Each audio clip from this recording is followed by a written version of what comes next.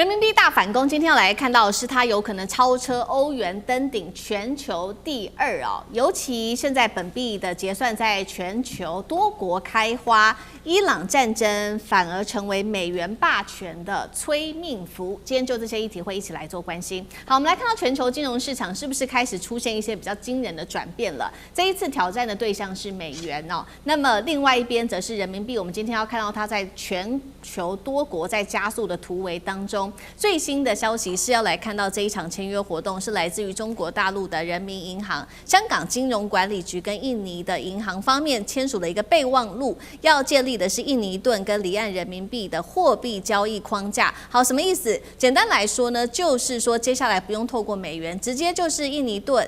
還有人民幣可以直接來做這個結算，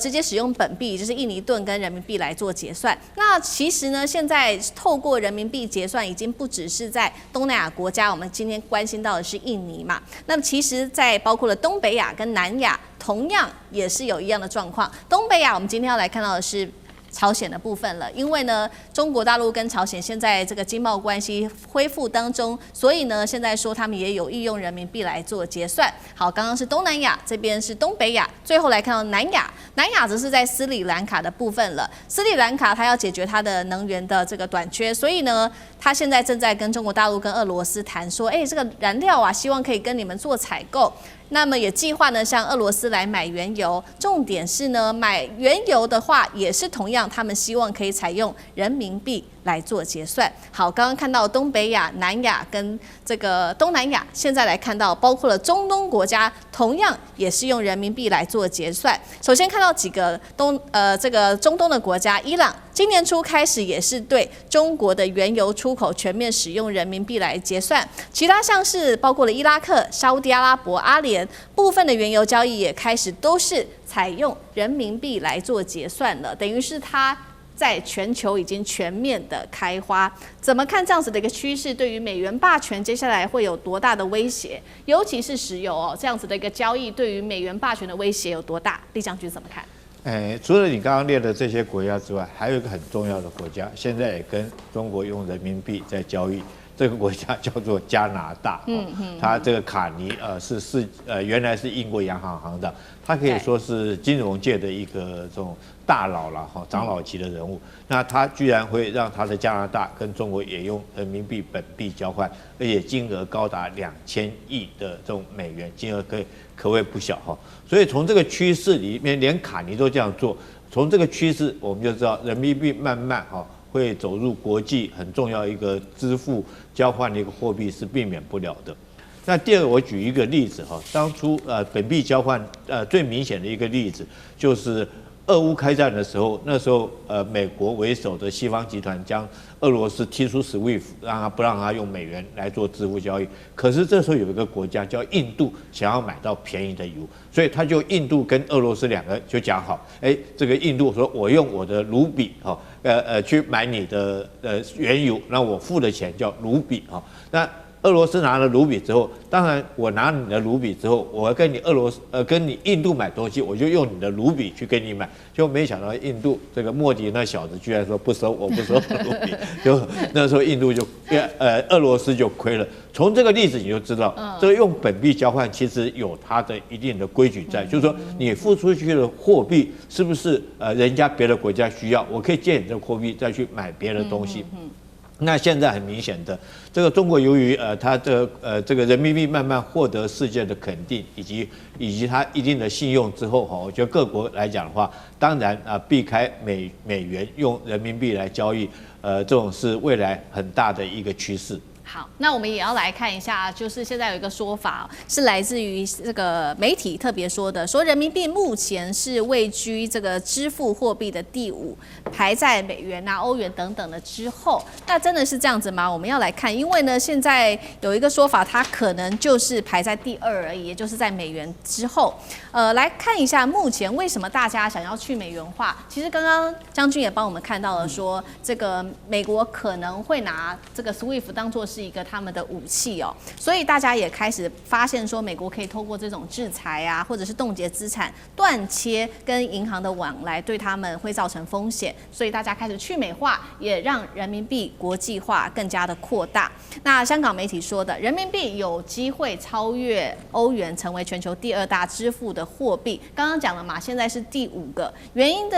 因是因為現在做統計的時候是以 SWIFT 來做計算 ，SWIFT 是美元的金融網絡哦，當中沒有納入是 CIP， 也就是人民幣的支付跨境系統。那現在呢，其實 CIP 有非常多人在使用。現在做統計，國家地區有191個，直接參與者194家，間接參與者1597家。尤其呢，現在也看到了說，今年4月份，川普威脅打伊朗哦，更是讓這個人民幣的跨境交易單日交易量上衝到1兆多人民幣，是2月日均量的2倍。中國大陸更是在 CIP 上面現在做了8年來首次的重大改革，包括呢從單一清算系統現在往多幣種的結算平台來做升級。漢庭怎麼看接下來對於這個 SWIFT 的衝擊？SWIFT 呢，它是全球銀行通用的，可以当成是轉賬指令啊，只要一有這個消息的話呢，它馬上就能夠記賬。所以目前來說，因為它根本就測不準人民幣在全世界的通用程度，因為大陸和其他國家做人民幣的生意就不走這條路，不論是在中俄啦、中國伊朗啊，或很多跟東盟的國家甚至之間的跨境結算，要麼中國大陸就走自己的 CIPS 系統，要麼就是兩邊的銀行自己能夠私下結清，所以不會去走 SWIFT 的這個系統當中，也不會出現在它的統計裡面。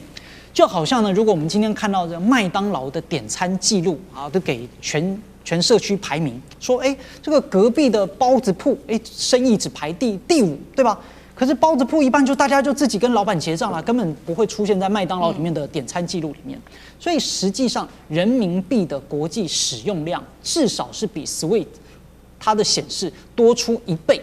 都不止。那目前全球貿易的融資裡面，人民幣呢已經是第2大。全世界買能源、買礦產、做進出口的商家，私底下用人民幣結算本來就非常多，只是大家都不用 SWIFT 的系統。所以 CIPS 它就是中国大陸自己搞的備用收款碼加自己的這個短信系統嘛，就好像以前大家做生意都要用美元的，這叫做美元配系統。好處呢是用的人很多，壞處呢，那美國就是美元配的老闆。看你不爽呢，就凍結你的賬號，刪除你的好友，讓你1毛也拿不到。所以俄羅斯和伊朗過去都深受其害，那全世界也挺害怕的。那 CIPS 呢，就是大陸自己搞的收款系統，不取代美元配，但我自己弄的一個叫做这個人民幣支付配啊，這樣至少呢，你凍結了我的這個美元配的時候，我這邊還可以收錢。